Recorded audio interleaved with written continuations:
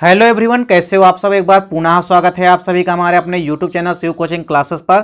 और दोस्तों आज की इस वीडियो में हम देखेंगे क्लास 11th बायोलॉजी एनसीईआरटी में। यहाँ पे दोस्तों जो हमारा एनिमल किंगडम चल रहा है, इस एनिमल किंगडम में दोस्तों हमने इसके पहले प्रीवियस वीडियो में हमने आपको रेप्टिलिया वर्ग, सरीसृप वर्ग, उसी को कहते हैं रेप्टिलिया वर्ग या सरीसृप वर्ग, तथा साथ ही साथ एवीज या पक्षी वर्ग, इसके अलावा हमने आपको एम्फीबिया वर्ग, इन सभी के बारे में या इनके जो प्रमुख लक्षण हैं उनकी वीडियो जो हमने प्रीवियस वीडियो में प्रोवाइड करा दी है। यदि आपने नहीं देखा तो आप प्लेलिस्ट में जाकर के देख सकते हैं। और आज के इस वीडियो में हम देखेंगे दोस्तों कि जो मैमेलिया वर्ग होता है या स्तनी वर्ग जो होते हैं या स्तनधारी वर्ग जिसको हम कहते हैं, इनके प्रमुख लक्षण देखेंगे। वह स्तनी वर्ग के अंतर्गत कैसे जीव आते हैं उसको भी हम आपको इस वीडियो में बताएंगे। तो आइए सीधे वीडियो को स्टार्ट करते हैं। देखिए दोस्तों, यदि हम बात करें मैमेलिया वर्ग की या स्तनी वर्ग की, तो देखिए इसके अंतर्गत जो है अत्यधिक विकसित कशेरुकी प्राणियों को, विशेषकर स्तनधारी प्राणियों को शामिल किया गया है। देखिए जो मैमेलिया वर्ग है ये बेसिकली विकसित संघ है। देखिए जो कार्डेटा संघ हमारा है, यानी जो फाइलम कार्डेटा है, इसके अंतर्गत बेसिकली विकसित संघ आते हैं। या हम ये कह सकते हैं कि जो फाइलम कार्डेटा है यह विकसित संघ के अंतर्गत आता है। तो चूंकि फाइलम कार्डेटा या संघ कार्डेटा ही विकसित है, जिसमें जो मैमेलिया वर्ग के जीव होते हैं ये काफी विकसित जीव होते हैं। और इसके अंतर्गत बेसिकली स्तनधारी या कशेरुकी प्राणी को शामिल किया गया है। और जो कशेरुकी प्राणी होते हैं जिनमें कि वर्टिब्रम कॉलम यानी रीढ़ की हड्डी जो है जिनमें प्रेजेंट होती है, उनको हम क्या कहते हैं, कशेरुकी प्राणी कहते हैं। तो जिनमें वर्टिब्रम कॉलम यानी कि कशेरुक दंड पाई जाती है वही कशेरुकी प्राणी कहलाते हैं। तो कशेरुकी प्राणियों को बेसिकली मैमेलिया वर्ग या स्तनी वर्ग के अंतर्गत रखा गया है। और इस वर्ग में लगभग दोस्तों 5000 जीवित प्रजातियां आती है, तथा साथ ही साथ अनेक विलुप्त प्रजातियों को भी शामिल किया गया है। क्योंकि वो पहले आती थी इस वर्ग के अंतर्गत, लेकिन आजकल जो है वो विलुप्त हो चुकी हैं क्योंकि वो दिखाई नहीं देती हैं। तो इस प्रकार से दोस्तों जो हमारा मैमेलिया वर्ग है या स्तनी वर्ग है, इसके अंतर्गत अत्यधिक विकसित प्राणी और साथ ही साथ कशेरुकी प्राणी आते हैं, जिनको कि इस संघ के जो वर्ग है ये स्तनी वर्ग है। तो कार्डेटा संघ के स्तनी वर्ग के अंतर्गत रखा गया है किनको दोस्तों, विकसित या कशेरुकी प्राणियों को रखा गया है। और इनकी 5000 लगभग जीवित प्रजातियां दोस्तों मौजूद है, और वहीं जो है कुछ प्रजातियां जो है विलुप्त भी हो चुकी हैं। अब देखिए दोस्तों, यदि हम यहां पे बात करें मैमेलिया वर्ग के प्रमुख लक्षणों की, तो देखिए मैमेलिया वर्ग के दोस्तों, चूंकि मैमेलिया वर्ग जो है बहुत विकसित वर्ग है, इसलिए इसकी विशेषताएं भी कई सारी है। तो देखिए सबसे पहली विशेषता क्या है, या सबसे पहला महत्वपूर्ण लक्षण क्या है दोस्तों, कि इस वर्ग के जो सदस्य होते हैं दोस्तों वो सर्वव्यापी होते हैं, यानी लगभग हर जगह पाए जाते हैं। जैसे ध्रुवीय यानी ठंडे प्रदेशों में भी पाए जाते हैं, रेगिस्तान यानी रेतीली जमीनों पर भी पाए जाते हैं, तथा जंगल घास फूस के मैदानों में भी पाए जाते हैं। और इसके अलावा अंधेरी गुफाओं आदि में भी ये जीव जो हैं पाए जाते हैं। यानी कुल मिलाकर दोस्तों जो मैमेलिया वर्ग के जीव होते हैं ये हर तरह के होते हैं। कुछ ऐसे होते हैं जो बिल बना के रहते हैं, कुछ ऐसे होते हैं जो कि कहाँ रहते हैं, जो कि जंगलों में रहते हैं। तो इस प्रकार दोस्तों मैमेलिया वर्ग के जो जीव होते हैं ये सर्वव्यापी होती हैं, यानी कई जगहों में पाए जाते हैं, अलग अलग जगहों में पाए जाते हैं। दूसरा महत्वपूर्ण लक्षण क्या है कि इनमें स्तन ग्रंथियां पाई जाती है। और स्तन ग्रंथियां पाई जाती है, इसी के आधार पर तो इस वर्ग को स्तनी वर्ग कहते हैं, यानी स्तनधारी का वर्ग कहते हैं। क्यों? क्योंकि इनमें स्तन ग्रंथियां पाई जाती है, यानी इनमें मादा द्वारा अपने बच्चों को दूध पिलाने की क्षमता जो है पाई जाती है, और उसके लिए स्तन ग्रंथियां पाई जाती है जिसके द्वारा मादा अपने बच्चों को दूध पिलाती है। और इस स्तन ग्रंथियों की उपस्थिति के कारण ही इस वर्ग का नाम जो है स्तनी वर्ग रखा गया। और बेसिकली इसका अगला महत्वपूर्ण लक्षण क्या है कि ये गर्म रुधिर वाले होते हैं। यानी ये भी कैसे होते हैं, नियत तापी होते हैं, यानी समतापी होते हैं। अर्थात इनके बॉडी का टेम्परेचर जो है स्थिर रहता है, यानी बॉडी का टेम्परेचर जो है बदलता नहीं है। यानी ताप कैसा रहता है, सम होता है, यानी बराबर रहता है। इसीलिए इनको हम क्या कहते हैं, समतापी या गर्म रुधिर वाले जीव कहते हैं। अगली महत्वपूर्ण लक्षण या विशेषता क्या है कि इनके शरीर पर बालों का आवरण भी पाया जाता है। कई सारे हेयर जो है प्रेजेंट होते हैं, अलग अलग प्रकार के जीवों में अलग अलग प्रकार के हेयर जो है मौजूद होते हैं, जो कि बहुत महत्वपूर्ण लक्षण है किसका, वर्ग मैमेलिया का, कि इनमें बालों का जो है आवरण पाया जाता है। अगला महत्वपूर्ण लक्षण क्या है कि इनमें शरीर जो होता है इनका, वो सिर, ग्रीवा व पुच्छ में विभक्त होता है, यानी 3 भागों में जो बॉडी होता है वो पूरा का पूरा विभक्त होता है। चलिए अगला यहां पे क्या है, अगला लक्षण क्या है कि धड़ जो होता है, धड़ पर 2 पाद पाए जाते हैं, यानी 2 लिंब पाए जाते हैं। एक तो फोर लिंब होता है और दूसरा कौन सा होता है, हिंड लिंब होता है। तो तो धड़ पर 2 प्रकार के पाद पाए जाते हैं या पैर पाए जाते हैं जो कि पंचांगुलिक होते हैं, यानी उन पैरों में कैसी अंगुलियां होती है, 5-5 अंगुलियां होती है, जो कि बेसिकली तैरने में, दौड़ने में तथा उनको पेड़ों पर चढ़ने में आदि के लिए उपयोगी होते हैं। और इन पंचांगुलिक की सहायता से ये सभी के सभी क्या करते हैं, दौड़ते हैं, चढ़ते हैं और तैरते हैं। चलिए अगला महत्वपूर्ण लक्षण है, देखिए इनमें जो दांत होते हैं वो मुख गुहिका में गड्ढों में स्थित होते हैं, यानी जो दांत होते हैं वो मसूड़ों में धंसे हुए होते हैं। और इस प्रकार के दांत को हम गर्तदंती यानी धंसा हुआ दांत, या हम ये कह सकते हैं इनको थीकोडोंट कहते हैं। मतलब जो दांत होते हैं वो मसूड़ों में धंसे हुए होते हैं, तो ऐसे दांतों को हम क्या कहते हैं, गर्तदंती या थीकोडोंट कहते हैं। वही साथ ही साथ दांत जो है कई प्रकार के होते हैं, यानी एक ही प्रकार के दांत नहीं होते हैं। जैसे मेढकों में हमने क्या देखा था कि दांत कैसे होते हैं, सभी के सभी एक समान होते हैं, जिसको कि हम होमोडोंट कहते थे।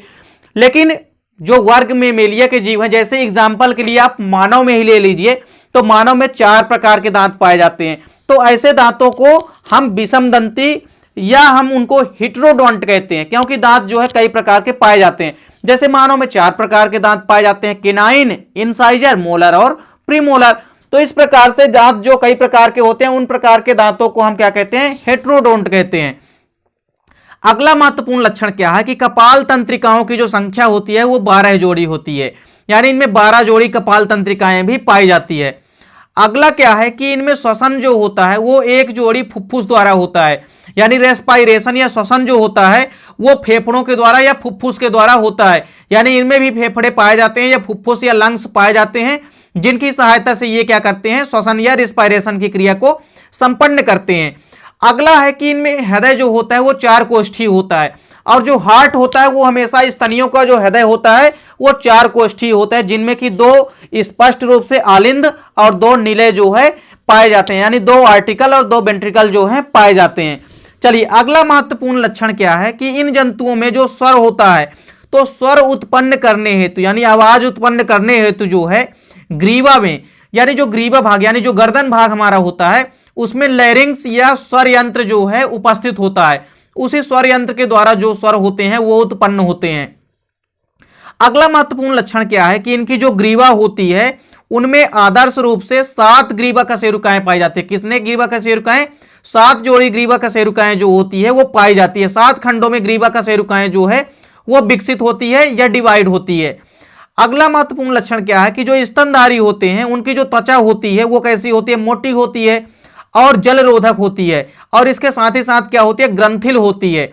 इनमें अनेक ग्रंथियां जैसे श्वेत ग्रंथियां, तेल ग्रंथियां आदि भी पाई जाती है। और इसके अलावा एक ग्रंथि जो होती है स्तन ग्रंथियां, जैसे कि जिसको कि हमने आपको पहले ही बता चुका है। तो इस प्रकार की ग्रंथियां जो होती है पाई जाती है। पहले तो तेल ग्रंथि है, श्वेत ग्रंथियां हैं और तेल ग्रंथियां और स्तन ग्रंथियां मुख्य रूप से इनमें पाई जाती है। अगला महत्वपूर्ण लक्षण है कि ये जंतु जो होते हैं यूरिया उत्सर्जित करते हैं, क्योंकि मैमेलिया वर्ग के जंतु विकसित होते हैं जिनमें अमोनिया जो होती है वो यकृत में या लीवर में, बेसिकली यदि हम एज ए ह्यूमन बात करें तो ह्यूमन में जो यकृत या लीवर होता है वहां पे जो अमोनिया होती है वो यूरिया में कन्वर्ट हो जाती है, और चूंकि जल की मात्रा के साथ मिलकर के वो मूत्र का निर्माण कर लेती है और फिर उत्सर्जन क्रिया के माध्यम से मूत्र जो उत्सर्जी पदार्थ होता है वो बाहर निकाल दिया जाता है। तो इस प्रकार से इनमें उत्सर्जी पदार्थ जो है यूरिया होता है और यूरिया का इनमें उत्सर्जन होता है। अगली महत्वपूर्ण लक्षण क्या है कि स्तनधारी जो होते हैं यानी जो मैमेलिया वर्ग के जीव होते हैं ये बेसिकली एक लिंगी होते हैं, यानी एक जीव में केवल एक ही लिंग उपस्थित रहेगा, यानी मेल और फीमेल जो है अलग अलग होते हैं। नर में तथा वृषण जो होते हैं, नर में जो वृषण होते हैं वो कैसे होते हैं, टेस्टिस जो होती है नर में वो बाहर स्थित होती है। किसके बाहर, शरीर के बाहर। कहां स्थित होती है, वृषण कोषों में स्थित होते हैं, यानी उदर गुहा के बाहर जो वृषण होते हैं वो वृषण कोषों में स्थित होते हैं। टेस्टिस सैक में वृषण जो है स्थित होते हैं। अगली महत्वपूर्ण विशेषता है कि जो निषेचन होता है वो आंतरिक प्रकार का होता है, यानी इंटरनल फर्टिलाइजेशन होता है। निषेचन आंतरिक प्रकार का होता है और विशेष प्रकार के एक मैथुनांग के द्वारा संपन्न होता है। और यह कहां होता है निषेचन की क्रिया, तो यह मादा के फैलोपियन नलिका में संपन्न होती है, यानी अंडवाहिनी नलिका जिसको हम कहते हैं, वहां पर निषेचन की प्रक्रिया जो है संपन्न होती है। अगली महत्वपूर्ण विशेषता या लक्षण क्या है इनके कि अधिकांश स्तनधारी जो होते हैं ये प्रायः जरायुज होते हैं, यानी स्तनधारी जो होते हैं ये बच्चों को जन्म देते हैं, लेकिन कुछ अपवाद स्वरूप ऐसे भी स्तनधारी होते हैं जो कि अंडे को जन्म देते हैं, यानी जो कि प्रोटोथीरियंस कहलाते हैं। ऐसे स्तनियों को हम प्रोटोथीरियंस कहते हैं, जो कि होते तो स्तनी हैं लेकिन क्या देते हैं, अंडे देते हैं। तो बेसिकली स्तनी या मैमेलिया वर्ग के जो जीव हैं ये बच्चे को जन्म देते हैं, लेकिन अपवाद स्वरूप कुछ ऐसे जीव होते हैं जो कि अंडायुज होते हैं, यानी कि अंड प्रजक होते हैं जो कि अंडे देते हैं। जैसे इसका एग्जाम्पल है प्लेटिपस। तो प्लेटिपस एक ऐसा प्रोटोथीरियंस है जो कि है तो स्तनी लेकिन क्या देता है, अंडा देता है। अगली विशेषता है कि इनमें जो आरबीसी होते हैं, यानी जो रेड ब्लड कार्पसेल्स होती है, जो लाल रक्त कणिकाएं होती है, वो कैसे होते हैं, छोटे आकार के होते हैं तथा साथ ही साथ गोलाकार होते हैं, यानी स्पाइरल शेप्ड के होते हैं तथा केंद्रक रहित होते हैं, यानी इनमें केंद्रक किसी भी प्रकार का नहीं पाया जाता है। वहीं साथ ही साथ जो ऊंट व लामा होते हैं, ये दो ऐसे प्राणी होते हैं या कशेरुकी प्राणी होते हैं जिनमें की हैं तो स्तनी लेकिन इनकी आरबीसी में केंद्रक जो है पाए जाते हैं। बेसिकली स्तनियों की आरबीसी में केंद्रक जो है कैसे होते हैं, केंद्रक नहीं पाए जाते हैं, लेकिन जो ऊंट और लामा होते हैं ये ऐसे स्तनी हैं जिनकी आरबीसी में केंद्रक जो है पाया जाता है। अगला महत्वपूर्ण लक्षण है कि जो उच्च स्तनी होते हैं, उच्च स्तनियों में जो मादा होती है, तो मादा में जो गर्भाशय से भ्रूण होता है वो प्लेसेंटा के द्वारा जुड़ा होता है। जैसा एज ए ह्यूमन यदि हम बात करें तो मादा में क्या होता है कि जो गर्भाशय होता है, यानी जो फीटस होता है, वहां पे जो भ्रूण होता है वो प्लेसेंटा यानी कि अपरा के द्वारा जुड़ा रहता है, और इसीलिए इन्हें हम प्लेसेंटल जंतु भी कहते हैं। क्यों? क्योंकि प्लेसेंटा के द्वारा जो है ये जंतु जुड़े होते हैं, और ये बेसिकली जब भ्रूणीय अवस्था में होते हैं तो प्लेसेंटा के माध्यम से ही पोषण, श्वसन तथा उत्सर्जन में भी सहायक होता है। तो मुख्य रूप से जो अपरा या प्लेसेंटा होता है यह उत्सर्जन, पोषण तथा श्वसन में भी सहायता प्रदान करता है।